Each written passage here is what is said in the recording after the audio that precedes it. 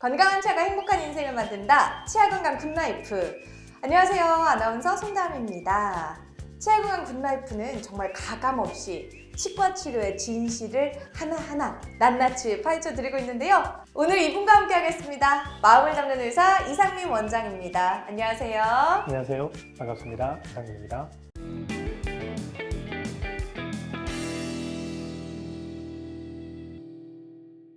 원장님, 그 치아 중에는 위치하는 곳마다 이름이 다 다르잖아요.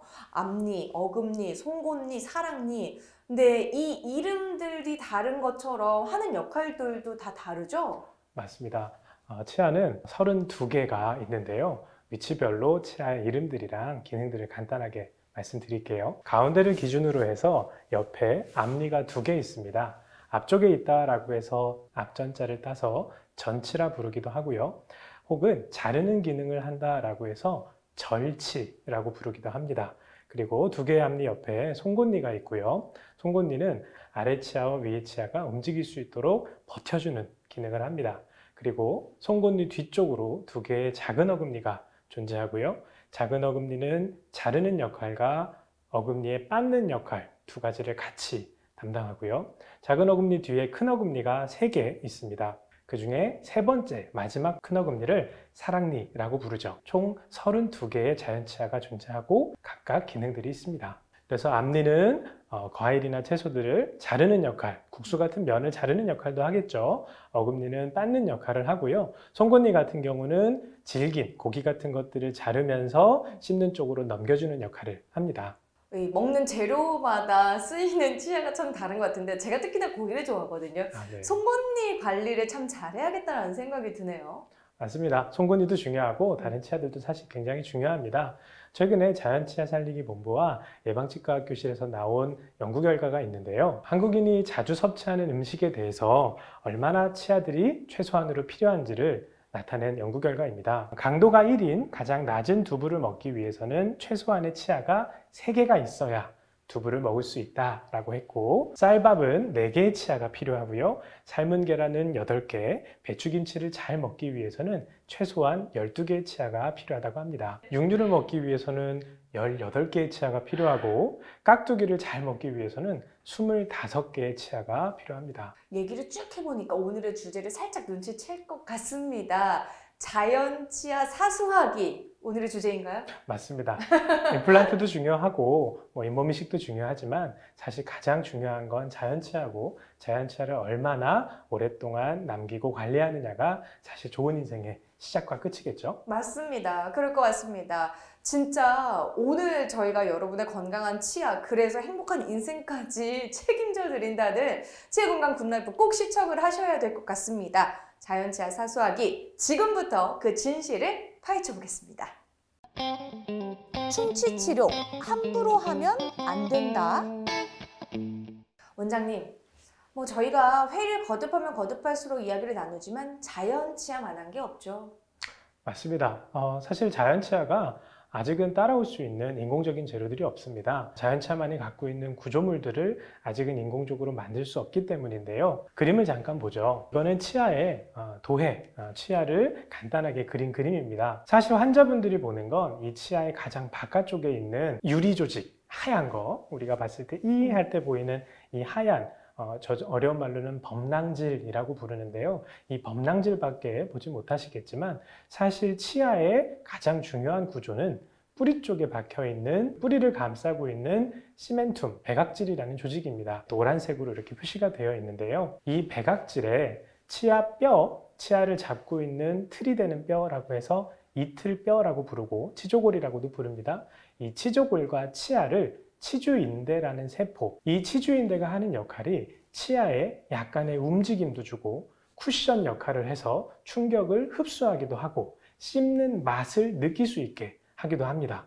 또한 치석이나 외부 세균들이 들어왔을 때 이것들을 막아주는 면역의 기능도 같이 담당하고 있죠. 임플란트가 아무리 발달했다 하더라도 이 치주인대와 백악질의 연결을 흉내내지 못하고 있기 때문에 자연치아가 임플란트보다 좋을 수밖에 없습니다. 그러니까 자연 치아가 중요한 이유는 참 많지만 이제 구조적으로 봤을 때 치주 인대 때문에 더 우리가 자연 치아를 잘 유지해야겠다라는 생각이 드네요. 자연 치아는 그래 치주인대가 있기 때문에 씹을 때도 훨씬 자연스럽고 외부 충격에도 덜 민감하게 치아를 보호할 수 있는 거죠.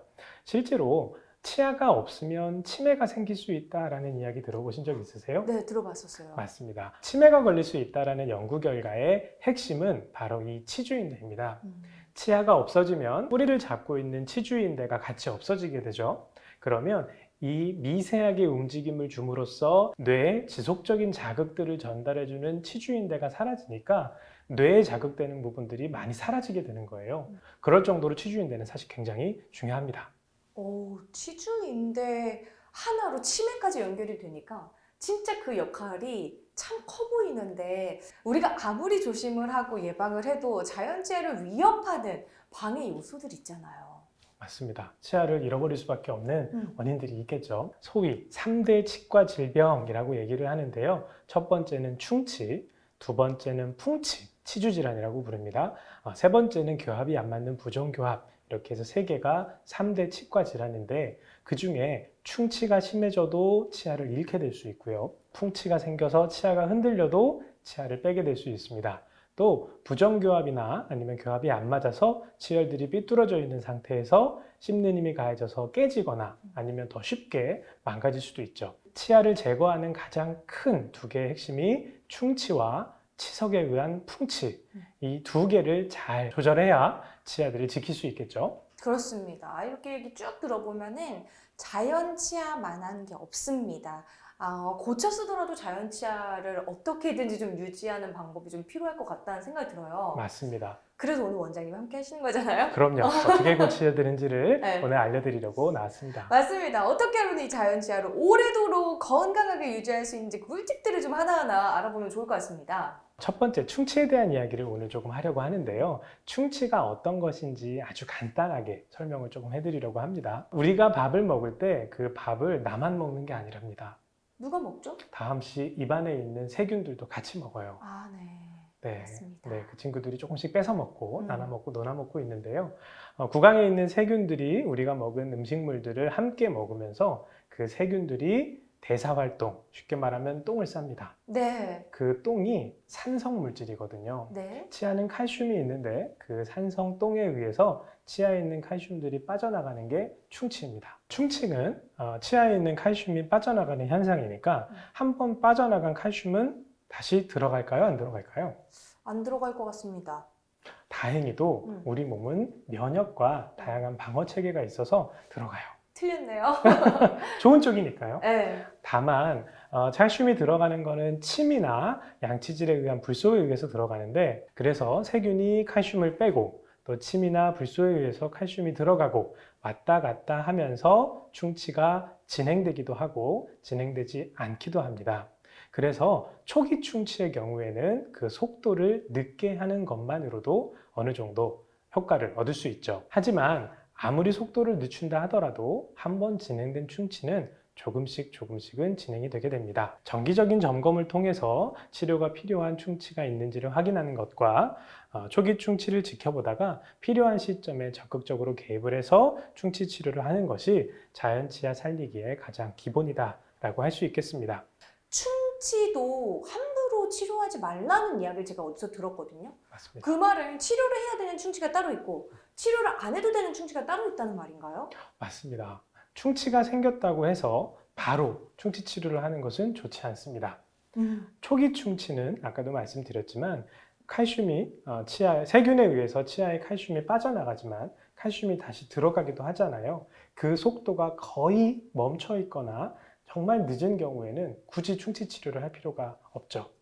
오히려 충치 치료를 하기 위해서 치아를 깎아내는데 건강한 치아를 많이 깎게 되니까 오히려 더 안 좋은 결과들이 생길 수 있는 거죠. 가장 왼쪽에 있는 환자분 사진을 보면 정말 노란 치아에 검은 살짝 선이 보이는 것들이 관찰됩니다.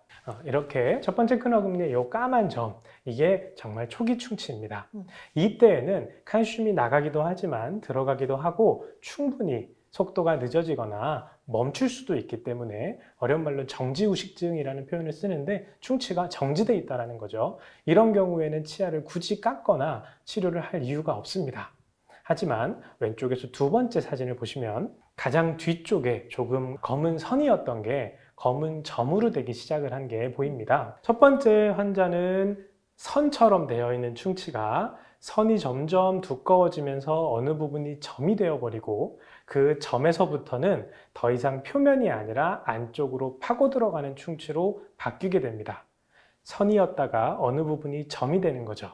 그러면 안쪽으로 파고 들어가기 시작하고 검은 부분이 점점 두꺼운 점처럼 나타나게 됩니다. 그게 왼쪽에 있는 두 번째 환자분의 가장 안쪽 치아에 검은 부분이 보이는 거죠. 한번 점이 되면 그 다음부터는 정지의식증, 충치가 멈추지는 않습니다. 안쪽부터는 조금씩 진행이 돼서 터널, 동굴 같은 것들을 파기 시작을 하게 되거든요. 그래서 오른쪽 두 번째 있는 환자분처럼 위에 검은 부분이 보이지만 안쪽에 더 검은 부분들이 우러나오기 시작을 합니다. 이런 동굴들이 커지게 되면 위의 치아들이 무너지게 되는 현상들이 생깁니다. 이것이 충치가 진행되는 과정이고요. 왼쪽에 있는 첫 번째 상태에서는 치료를 절대 해서는 안 되고 왼쪽에서 두 번째 있는 상태에서는 어느 정도까지 진행이 됐는지를 면밀히 검사를 한 후에 필요한 충치 치료를 하는 것이 바람직합니다. 그러면 이 충치를 더 악화될 때까지 기다렸다가 치료를 해야 되는 건가요? 충치가 진행되는 속도가 늦거나 멈추어 있는 충치는 굳이 치료할 필요가 없고 그 이후에 정기적으로 점검을 하면서 지금쯤은 더 진행되기 전에 치료를 하는 것이 좋겠다라고 싶을 때 치료를 한다라는 거고요. 어느 정도 진행되기 전까지의 충치는 삭제하지 않고 지켜보면서 침의 칼슘과 불소들의 성분들에 의해서 속도들이 늦어지는 것들을 충분히 지켜보다가 선으로 되어 있는 충치가 점이 되고 점이 되어서 안쪽으로 파고 들어가고 더 파고 들어가면 문제가 되겠다라고 싶을 때 치료를 하는 것이 가장 합리적이고 좋은 거죠. 우리가 일반적으로 생각하면은 점, 선, 면인데 설명해 주신 걸로 봐서는 선, 점, 면입니다. 면이잖아요. 이렇게 충치에도 종류가 많은지 몰랐어요. 이 그림은 아까 뿌리에 치주인대가 중요하다라고 해서 보여드렸던 그림이에요. 하지만 이 그림을 가만히 보면 가장 가운데에 신경, 치수 혹은 펄프라고 부릅니다. 신경이 있고요. 그 신경을 상아질 혹은 덴틴이라고 부릅니다. 상아질이 감싸고 있습니다. 그리고 뿌리 쪽에 있는 곳은 아까 치주인대를 얘기했던 백악질, 하고 봤을 때 보이는 하얀색은 범랑질인 거죠. 처음에 충치가 생기면 선이라고 말씀을 드렸죠. 바로 이 범랑질 위에 선처럼 생기게 됩니다. 그러다가 선이 어느 부분들이 점점 두꺼워져서 점으로 바뀌게 되면 이 범랑질을 안쪽으로 조금씩 파고 들어가게 되는 거죠. 이때의 충치를 초기 충치 혹은 범랑질 의식증, 범랑질 충치라고 부릅니다. 이때에는 굳이 충치 치료를 할 필요가 없는 거죠. 범랑질, 에나멜에 있는 충치가 한번 상아질로 들어가기 시작을 한다면 그 다음부터는 조금 충치에 대한 기준들이 달라지게 됩니다. 환자가 느끼기 시작을 할 수 있는 통증이 생기기 때문인데요. 범랑질과 다르게 상아질은 안쪽에 있는 신경과 연결이 되어 있어서 자극을 받아들이고 자극에 민감하기 시작을 합니다. 쉽게 생각하면 상아질 충치가 진행이 되고 나면 환자가 시려요, 아파요 라는 증상들이 시작이 되게 되는 거죠. 그렇기 때문에 범랑질 충치에서 상아질 충치로 넘어가는 과정에서는 치료가 필요하게 됩니다. 그래서 환자분들에 대한 팁을 드리자면 믿을 수 있는 치과를 선택을 하거나 아니면 두세 군데 정도의 좋은 병원들을 돌아다녀서 충치 치료를 해야 되는지 안 해야 되는지에 대한 이야기를 듣는 것도 하나의 방법이 될 수 있겠습니다. 그러면요, 원장님, 자연 치아를 살리기 위한 것 중에 하나 충치 치료를 적당한 때에 받아야 된다라고 말씀해 주셨는데 충치 치료를 그럼 언제 받는 게 제일 좋을까요? 증상이 있을 때 바로 치과에서 진료를 받는 것이 가장 중요합니다. 첫 번째, 찬 음식이나 아니면 더운 음식 아니면 달달한 음식을 먹을 때 시린 증상이 나타나기 시작을 한다. 그러면 치료가 꼭 필요하고요. 그런 게 아니더라도 육안에서 봤을 때 선이 아니라 점으로 바뀌어 있고 어느 정도 두꺼운 검은 부분들이 보이는 것 같다라고 하면 치료를 하는 것이 좋습니다. 이렇게 되면은 그 충치 치료를 받아야 되는 면적도 넓어지고 깊어져서 결국 대공사가 되지 않을까라는 생각도 들어요. 네, 맞습니다. 범랑질 충치와 상아질 충치의 가장 큰 차이가 선이 점이 되면서 안쪽으로 파고 들어가기 시작하는 건데요. 왼쪽에 있는 사진은 위에 하얀색 부분에 범랑질에만 충치가 있기 때문에 이 부분만 제거를 하면 되죠. 하지만 가운데 혹은 가장 오른쪽은 이미 상아질 쪽으로 충치가 진행이 되면서 선이 점이 되고 점이 안쪽에서 터널 같은 웅덩이를 만든 상태이기 때문에 그 위쪽에 있는 치아들은 다 제거를 해야 됩니다. 굉장히 많은 치아들을 깎게 되죠. 저희가 원하는 건 결국 오른쪽과 왼쪽 사이 어딘가에서 적절한 치아를 깎아서 치아를 최대한 남기면서도 충치들을 제거하는 걸 원하는 거죠. 그렇기 때문에 각 충치의 단계에서 맞는 치료를 하는 게 중요합니다. 조기에서 중기로 넘어가는 충치에서 삭제되는 양과 중기에서 깊은 충치로 넘어갔을 때 삭제되는 양은 분명히 다르고 거기에 따라서 충치 치료의 방법도 달라지기 때문이죠. 이렇게 쭉 이야기를 들어봤을 때 치료는 이제 충치 진행 상황에 따라서 받게 될 것이고, 저도 어릴 때 충치 치료를 받았을 때 경험을 좀 되살려 보면 재료를 선택하는 것, 이게 참 고민이더라고요. 의사 선생님들도 꼭 선택을 하라고 이렇게 보여주시잖아요. 재료 선택은 또 어떻게 해야 현명할까요? 맞습니다. 사실 치과 치료하는 재료가 굉장히 다양해요. 네. 환자분들이 잘 알고 있는 250년 정도 사용했던 검은 재료, 아말감도 있고 레진이라는 재료도 있고 금으로 할 수도 있고 안쪽을 금을 때운다, 또 금을 씌운다. 치아 색깔이 나는 재료 굉장히 다양해서 그거에 대한 이야기들을 좀 할까 합니다. 가장 왼쪽에 있는 재료가 바로 아말감입니다. 아말감은 중금속의 하나인 수은과 구리를 섞어서 만드는데요. 과거 250년 가까이 가장 널리 사용했던 재료인 건 확실합니다. 아말감은 가장 큰 단점 중에 하나가 치아랑 붙지 않기 때문에 아말감이 잘 떨어지게 됩니다. 반면에 치아랑 접착하는 레진, 복합 레진이라고 부르는데 레진이라는 재료는 치아랑 접착하기 때문에 충치만 제거하면 됩니다. 또한 아말감은 치아랑 붙지 않는 것 말고도 부식과 변색이 된다는 단점도 있습니다. 가운데 사진을 보시면 아말감이 부식되고 변색돼서 안쪽에 충치가 생겨서 깨진 거예요. 이렇게 되면 사실 안쪽 상아질 충치가 굉장히 심해져서 치아를 심한 경우에는 발치하게 될 수도 있습니다. 충치가 어느 정도 커지거나 상아질 충치가 돼서 깊은 충치가 되면 더 이상 아말감이나 레진으로는 감당할 수 없는 상태가 됩니다. 그럴 때 저희가 환자분들께 추천드리는 게 인레이라는 치료 방법입니다. 볼을 떠서 하는 인레이 치료에는 그 재료가 골드로 할 수도 있고요. 골드 인레이, 세라믹으로 하는 건 세라믹 인레이, 아니면 강화되어 있는 레진으로 할 수 있는 건 레진 인레이 등 다양한 재료들을 이용할 수 있습니다. 아니 진짜 저 어릴 때만 해도 아말감 씌웠다는 이야기 진짜 많이 들었거든요. 네. 근데 근래는 그런 이야기를 듣지는 못하고 뭐 레진 했다라는 이야기 많이 들었는데 레진을 많이 선택하는 이유가 따로 있었네요. 네, 맞습니다. 아말감은 치아랑 접착하지도 않고 또 그 경계선에 변색과 부식이 많아서 지금은 더 이상 사용하지 않습니다. 또 아말감이 갖고 있는 수은이라는 성분 때문에 환경 오염이랑 수은 중독 등의 다양한 문제들이 있어서 이미 미국이나 북유럽 쪽에서는 사용이 금지되어 있는 재료고 한국에서는 국민건강보험 때문에 아직 사용은 하지만 크게 최근에는 아말감을 거의 사용하고 있지는 않습니다. 그러면 앞에서 이 레진과 아말감은 때운다라고 이야기를 하셨는데 인레이는 그러면 어떤 방식으로 진행이 되는 거죠? 네, 인레이는 사실 씌운다보다 밖에서 만들어서 붙여 넣는다라는 표현이 조금 더 적당하긴 하고요. 골드 인레이 같은 경우는 금속이기 때문에 열 전도율이 굉장히 높습니다. 열 전도율이라는 건 뜨거운 거 먹을 때 안쪽으로 온도를 빨리 전달한다는 거죠. 그래서 깊은 충치에는 골드 인레이를 사용하지 않는 게 사실은 추천돼요. 반면에 세라믹 인레이 같은 경우나 레진 인레이 같은 경우는 열 전도율이 치아와 비슷해서 온도에 대해서도 환자분이 불편하지 않습니다. 하지만 세라믹 인레이나 레진 인레이 갖고 있는 단점도 있는데요. 강한 힘이 가해졌을 때 세라믹이나 레진 인레이는 자기들이 깨져서 환자분이 다시 치료를 해야 되는 일들도 발생할 수 있습니다. 결국 골드 인레이와 세라믹 인레이 또 레진 인레이 각각이 갖고 있는 장점과 단점들이 있기 때문에 환자의 충치의 정도 위치에 따라서 환자에게 가장 맞는 치료 방법을 선택하는 게 중요하다고 하겠습니다. 네, 이렇게 저희가 어떻게 보면은 치과 치료 가장 기본인 충치 치료에 대해서 재료, 방법, 언제 해야 되는지 쭉 살펴봤거든요. 그럼 이제 충치 치료를 받았다. 그런 환자분들이 앞으로 주의해야 되는 사항이 있다면 어떤 게 있을까요?